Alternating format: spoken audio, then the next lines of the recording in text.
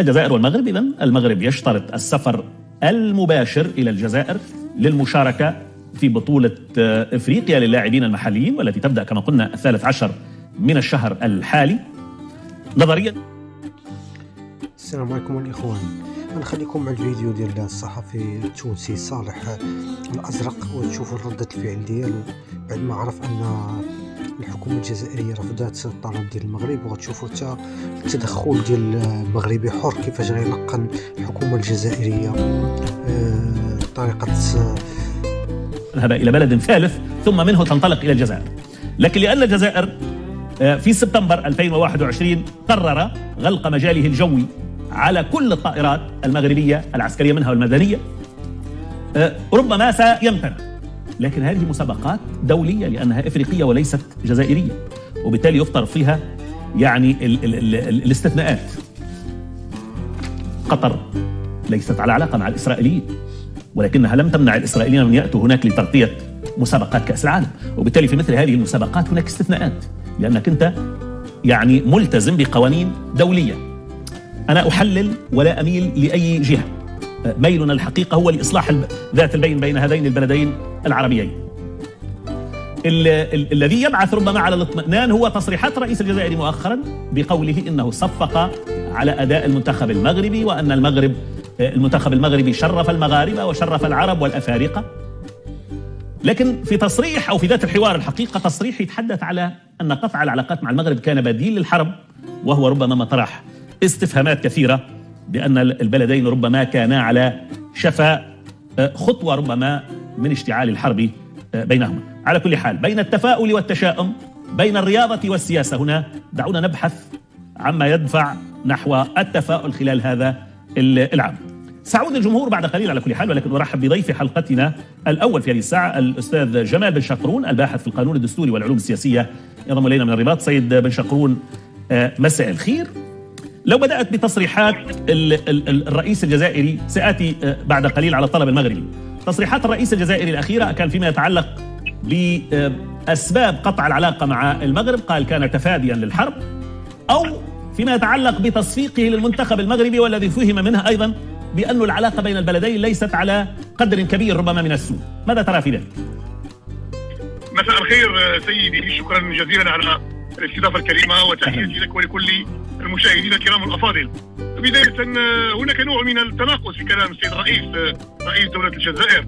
فكيف لهذا السيد أن يقول بأنه صفق للمنتخب المغربي عقب نتائجه المبهرة في مونديال قطر 2022، وفي نفس الوقت نجد أن الإعلام الجزائري لم يقدم أدنى خبر ولو بسيط في القنوات الرسمية حول هذا الإنجاز. والأكثر من ذلك أن بعض القنوات وعند إشارتها لنتائج الدور الأول من مونديال قطر لم تذكر انتصار المغرب على إسبانيا.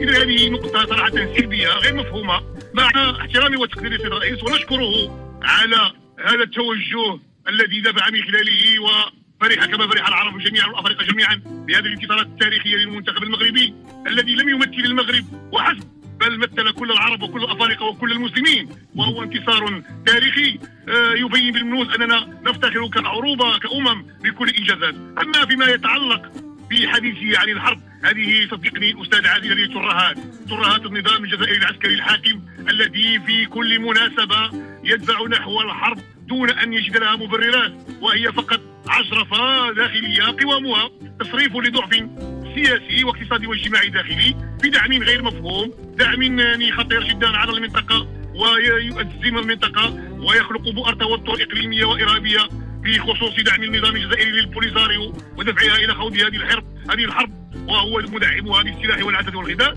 أعتقد بأن الآن الأوان اليوم في القرن 21 أن ينأى النظام الجزائري عن نفسه بالخوض في مزيد من هذه الأمور السلبية للأسف الشديد. الأمل هو أن نجعل العلاقات متينة ولها منافع يعني مشتركة ما بين الدولتين لفائدة الشعبين. هذا هو أملنا وهذا هو طموحنا، والمغرب دائما كان له السبق في أن يمد يده، والدليل هنا هي الخطابات الملكية السامية في كثير من المناسبات، سواء في عيد العرش المجيد أو المسيرة الحضارة المظفرة أو غيرها. يقول دائما بأن الجزائر دولة جار، وأن الشعب الجزائري شقيق ولنا معه علاقات قرابة وأخوة طويلة الأمد، وأن المغرب ساهم بكثير من المحطات لتحقيق الانتصارات السياسيه للجزائر. نذكر هنا استقلال الجزائر الذي ساهم فيه المغرب، نذكر ايضا محطات متعدده. واليوم على النظام الجزائري ان يستجيب، لان ذلك يشكل انتصارا للامل الذي سينعش يعني مصالح الشعبين على المستوى الاقتصادي وعلى المستوى الاجتماعي. نعم. وبالتالي ارى بان هذه التصريحات هي فيها تناقض كبير، ويجب ان يجلس النظام الجزائري على طاوله الحوار مع المغرب لتفكيك شفرات اي مشاكل عالقه. لكن بالعمق ماذا يربح الان النظام الجزائري من دعمه لجمهوريه الوهاب والانفصال بوليزاريو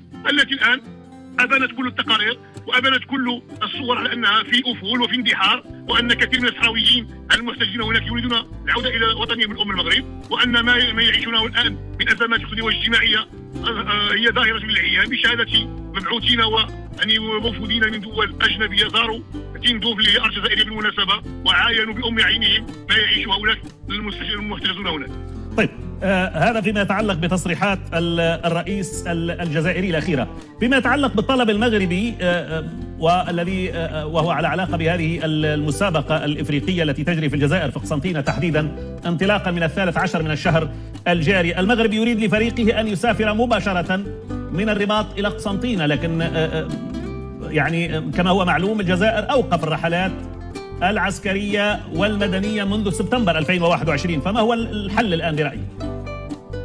وأعتقد سيدي بأن طلب المغرب هو طلب بسيط وعادل وينسجم مع القوانين الداخلية للاتحاد الإفريقي لكرة القدم، وأن المغرب توجه بطلبه هذا إلى الكاف يعني معتبرا بأن البند المتعلق بتسهيل يعني حضور المنتخبات الوطنية والفرق والأندية في إطار المنافسة القارية هو شرط واجب على الدول المستضيفة. والحالة هنا أن الجزائر دولة مستضيفة ومنظمة لشأن يعني كروي كبير وقاري يتعلق بالبطولة إفريقيا للمنتخبات المحلية، وهي مناسبة سانحة من أجل إشعاع كروي للجزائر ولإفريقيا أمام أنظار العالم بعد يعني أيام قليلة يعني شاهدنا فيها إنجاز تاريخي للعرب خلال تنظيم باهر لكأس العالم بقطر.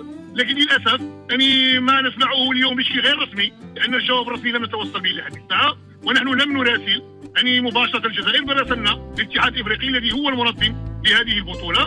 أما الجزائر فهي المحتضن لها، وبالتالي أعتقد بأنه الجواب يجب أن يكون يعني إيجابيا بشأن ولوج المنتخب المغربي إلى التراب الجزائري برحلة استثنائية خاصة جدا بعبر الخطوط الملكية التي تعتبر المحتضن الرسمي والناقل الرسمي للمنتخبات الوطنية نحو قسنطينية.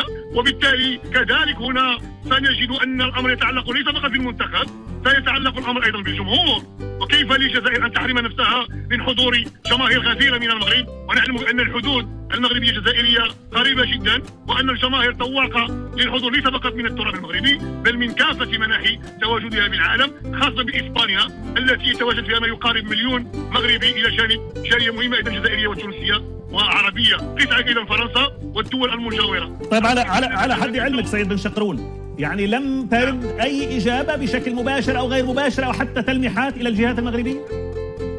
هناك السكوت المطلق سيدي غير مفهوم، هناك فقط ما سمعناه هو تدخل يعني رئيس اللجنة المنظمة الذي يعني لم يعطي جوابا صريحا، هكذا كلام على عواهنه وغير مفهوم، ثم تدخل وزير الشباب والرياضة الذي عبر بأنه سيجيب في 24 ساعة، اليوم مرت أكثر من 72 ساعة لم نتلقى جوابا رسميا. والمغرب يعني بقراره هذا يعني حاسم لا يمكن أن يشارك المغرب إلا عبر توفير هذا الشرط الأساسي الذي يمكن أن يجعل فتح الأجواء، الذي هو قرار سيادنا عن الجزائر بإغلاقه سياسيا، أن يفتح هذا الأمر بقرار يعني رياضي اليوم، لتكون الرياضة معبر أساسيا لتليين عن المواقف السياسية المتزمتة ولنبعد الرياضة عن ما هو سياسي. للأسف الشديد الآن الجزائر للأسف يعني تدمج ما هو سياسي مع ما هو رياضي مع ما هو اقتصادي، كمثلا يعني إلغاء اتفاق أنبوب الغاز المار من المغرب إلى إسبانيا. إن هناك تخبط وهناك يعني أمور تجعل النظام الجزائري تائه في تجاوبه مع ملفات معزولة جدا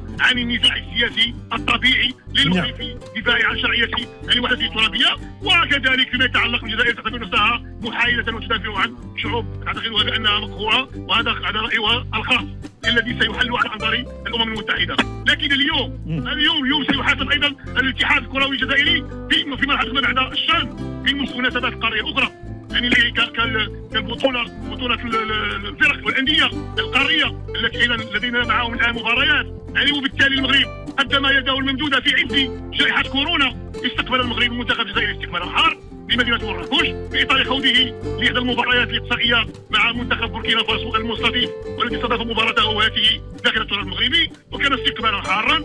والجزائر عبرت بطائرتها عبر التراب المغربي والى مطار المناره بمراكش دون اي مشاكل. فماذا حصل اليوم؟ دون لا يقوم الجزائريون خاصه القيمون على الشعب الكروي نعم على كل بعيدا عما هو السياسي. نأمل على كل حال ما تزال الأيام يعني ربما 10 أيام ما تزال تفصلنا عن هذه الدورة، ونأمل أن يحصل المغرب على تجاوب إيجابي في هذا المجال. سيد جمال بن شقرون الباحث في القانون الدستوري والعلوم السياسية كنت معنا من الرباط، نشكرك جزيل الشكر. سيكون معنا في النصف الثاني من هذه الساعة ضيف جزائري، على كل حال الزملاء يحاولون، نأمل أن نصل إلى أي ضيف ربما يرد على تساؤلات ضيفنا أيضا وتساؤلات الجمهور أمامي على الواتساب. ياسمين من كما شفتوا الإخوان المداخلة ديال المغربي كانت جد قوية، كيتساءل أنه كيفاش الرئيس يصفق على النتائج ديال المنتخب الوطني في المغرب في المونديال، وفي نفس الوقت نجد أن الإعلام الجزائري لم يقدم أدنى صور أو تشجيعات في القنوات الرسمية للجزائر. حتى عند الإشارة ديالها في الدور الأول للمنتخب الوطني في قطر ما ذكروهاش في الفوز ديالها على إسبانيا. شنو نقول لكم الإخوان، نتمنى يكون الفيديو عجبكم، وإن شاء الله غيكون فيديوهات أخرى كثيرة. ما تنساوش ديروا لنا اشتراك متابعة، وإن شاء الله المغرب ديما إلى الأمام، وشكرا.